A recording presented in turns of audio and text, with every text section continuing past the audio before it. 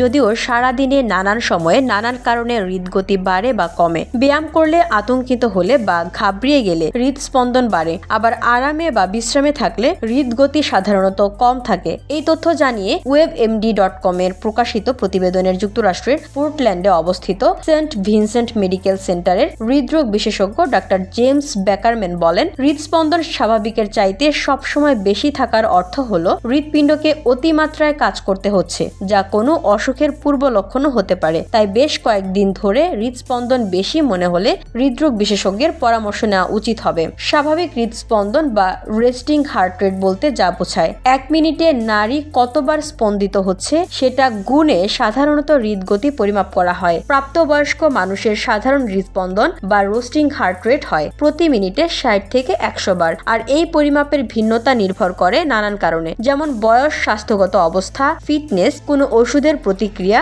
দেহের আকার ইত্যাদি।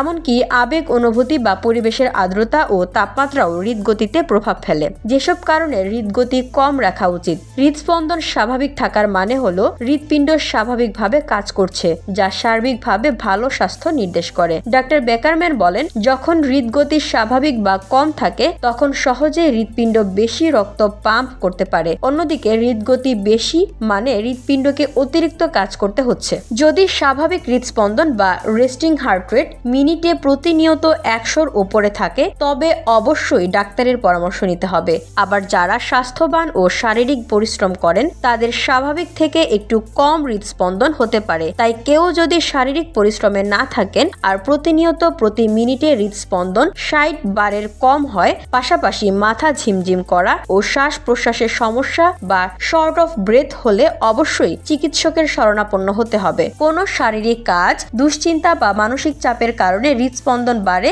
তবে কয়েকটি পদক্ষেপে কমানোর চেষ্টা করা যেতে পারে। কোনো আরামদায়ক চেয়ারে বসে কিছুক্ষণ বিশ্রাম নেওয়া, শ্বাস প্রশ্বাসের দিকে নজর দেওয়া, ধীর ও শান্ত করা, 1 থেকে 10 পর্যন্ত ধীরে ধীরে গোনা, সঙ্গীত শোনা, প্রকৃতির সান্নিধ্যে কিছুক্ষণ থাকা, ধ্যান, কাপড় বোনা, ড্রয়িং বা সৃষ্টিশীল কোনো কাজে নিজেকে আয়োজিত করা। VOD Bangla news desk.